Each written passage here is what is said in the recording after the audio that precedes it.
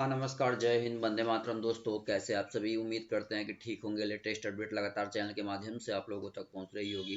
दोस्तों, जैसा कि आपको स्क्रीन पर दिखाई दे रहा है, कोशिश हमारी हमेशा रहती है कि जो भी लेटेस्ट अपडेट आए हम सीधे अपने चैनल के माध्यम से आप लोगों को पहुंचाने की कोशिश करें। ऐसे में आपको स्क्रीन पर दिखाई दे रहा होगा, शिक्षकों के प्रशिक्षण दिए जाने के बाद ही वार्षिक वेतन वृद्धि दिए जाने के संबंध में वार्षिक वेतन वृद्धि को लेकर ये अपडेट आ रही है। जनवरी माह का वेतन जो है वृद्धि के साथ दिया जाएगा। अपर मुख्य सचिव सिंचाई विभाग बिहार पटना के पत्रांक संख्या यहाँ पे दी गई है। उपरोक्त विषयक प्रासंगिक पत्र का निर्देश करें। उक्त पत्र के द्वारा वैसे शिक्षक, शिक्षिका, प्रभारी प्रधानाध्यापक जिन्होंने प्रतिनियुक्ति के बावजूद किसी भी स्तर का प्रशिक्षण प्राप्त नहीं किए हैं, वैसे शिक्षकों के वार्षिक वेतन वृद्धि पर रोक लगाने का निर्देश दिया गया था। इस हेतु माह जनवरी 2025 के अनुपस्थिति विवरणी वेतन विवरणी में एक अलग कॉलम में प्रशिक्षण प्राप्त करने या नहीं करने की स्थिति अंकित करते हुए वेतन विपत्र उपलब्ध कराएंगे। एवं जो शिक्षक प्रशिक्षण प्राप्त नहीं किए हैं, वैसे शिक्षक को वार्षिक वेतन वृद्धि प्रशिक्षण प्राप्त करने तक स्थगित रहेगा।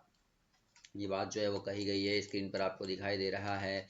यहाँ पे आप देख सकते हैं स्पष्ट रूप से ये बात जो है वो सामने उभर के आ रही है। जिला कार्यक्रम पदाधिकारी स्थापना जिला विभाग भागलपुर, आप देख सकते हैं ये बात कह दी गई है। और यहाँ पे आप देख सकते हैं एक और पत्र जारी किया गया है। इसमें बताया गया है कि बीपीएससी और नियोजित में कौन ज़्यादा वरीय होगा। निदेशक माध्यमिक शिक्षा पटना बिहार पत्रांक संख्या यहाँ पे दी गई 4/9/2024 के द्वारा दिए गए मार्गदर्शन के आलोक में सिर्फ अभी अखिलेश कुमार बीपीएससी +2 वरीय विद्यालय अध्यापक एवं उच्च माध्यमिक रहीमुद्दीन उर्दू विद्यालय सतमलपुर यहाँ पे लिखा हुआ के द्वारा विद्यालय संचालन एवं प्रभार हेतु आवेदन प्रवृत्त किया गया है।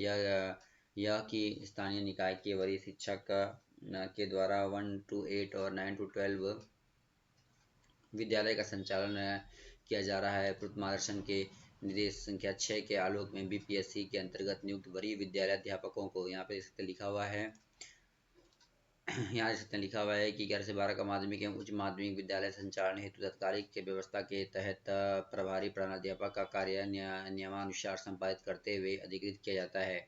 आप इस तरीके की बीपीएससी के अंतर्गत नियुक्त वरीय विद्यालय अध्यापक को उक्त परिस्थिति में विद्यालय का प्रभारी प्रधानाध्यापक घोषित किया जाता है।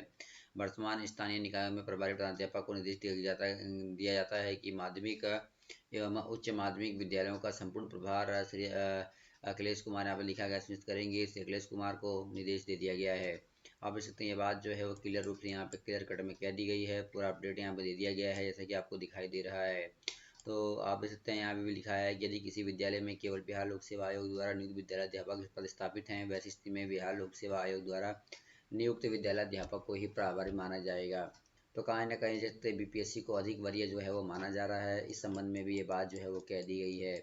जैसा कि आपको स्क्रीन पर लगातार हम दिखा रहे हैं खबर, नियोजित शिक्षकों को लेकर जो भी अपडेट आती है हम सीधे पहुंचाते हैं आप तक, आप देख सकते हैं। वहीं देखिए TR3 में सीटेट का मार्क्स मामला 82 नंबर वालों को नहीं हो पा रहा काउंसलिंग। ऐसे में कई अभ्यर्थी जो है उन्होंने को बाहर का रास्ता जो है वो दिखा दिया गया है। दूसरी ओर देख सकते हैं ये भी कहा गया था भाई कि सप्लीमेंट्री रिजल्ट को लेकर कहा गया था कि 6 विषयों की काउंसलिंग हुई है। उसके बाद कहा गया यहाँ पे आप देख सकते हैं शिक्षा विभाग ने महत्वपूर्ण बैठक सूत्र के अकॉर्डिंग एसीएस सिद्धार्थ ने अधिकारियों के साथ बैठक की। एसीएस के सामने ट्रांसफर सॉफ्टवेयर का किया गया ट्रायल, आप देख सकते हैं यहाँ पे ट्रायल भी जो है वो किया गया है। सप्लीमेंट्री रिजल्ट को लेकर जैसे मल्टीपल रिजल्ट सप्लीमेंट्री रिजल्ट को लेकर जो है वो बड़ी बात यहाँ पे कह दी गई है जैसा कि आपको दिखाई दे रहा है। आगे आप देख सकते हैं यहाँ पे मैं आपको दिखा देता हूँ, पीछे चल के आप देख सकते हैं कि एक जजमेंट जो है कहीं ना कहीं सुप्रीम कोर्ट का काफ़ी वायरल हो रहा है। इस जजमेंट के तहत स्पष्ट रूप से कहा गया है, आप देख सकते हैं कि पैरा 53 बहुत ज़्यादा महत्वपूर्ण हो जाता है कि इसमें स्पष्ट रूप से ये बात जो है कही गई है कि भाई आप इसको पढ़ लीजिएगा इस पैराग्राफ को और समझिएगा, क्योंकि यहाँ पे देख सकते हैं सुप्रीम कोर्ट के जजमेंट ने एक बात तो क्लियर कर दी है कि पटना हाई कोर्ट पहले तो देखिए सुप्रीम कोर्ट ने बात कही स्पष्ट रूप से कि it is an admitted fact that new teachers have been provided with pay scales and decent remunerations as envisaged by the Honorable Supreme Court in the underlined portions of the above excerpt, suggesting that the pay scales of new teachers should be enhanced to enable decent remuneration without any additional examination. तो कहा गया है कि किसी भी examinations की अब आवश्यकता नहीं पड़ेगी और बिना इसके वेतन वृद्धि और तमाम चीज़ों पे जो है वो सुप्रीम कोर्ट जो है वो कह रही है कि भाई हम जो है नियोजित शिक्षकों के लिए ध्यान में रखेंगे। पदोन्नति हो या वेतन वृद्धि हो, आप देख सकते हैं कहीं ना कहीं जजमेंट ने नियोजित शिक्षकों को हिला के रख दिया है। और the state may consider raising the pay scales of new teachers at least the level suggested by the committee।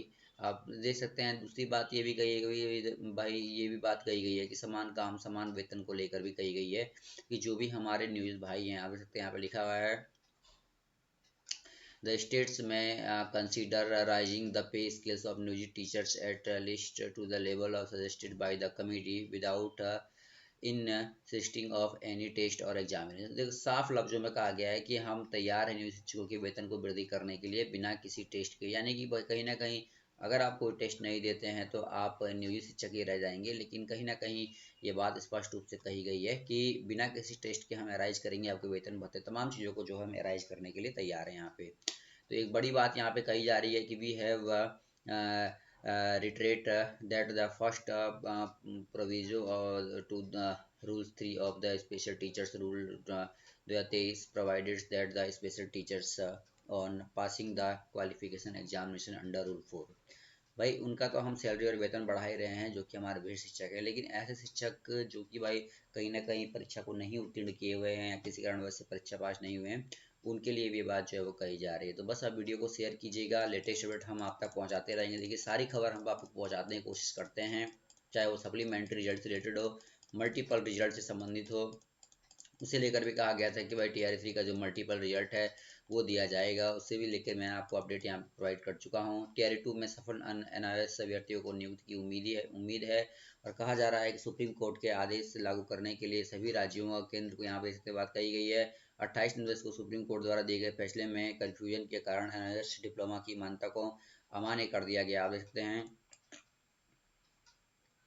यहाँ पे स्पष्ट रूप से कहा गया है कि सुप्रीम कोर्ट ने 10 दिसंबर 2024 को निर्गत स्पष्टीकरण आदेश में कहा है कि 10 अगस्त 2017 तक विद्यालय में कार्य शिक्षकों द्वारा प्राप्त किए गए 18 महीने के NIOS DLED को आ सकते हैं।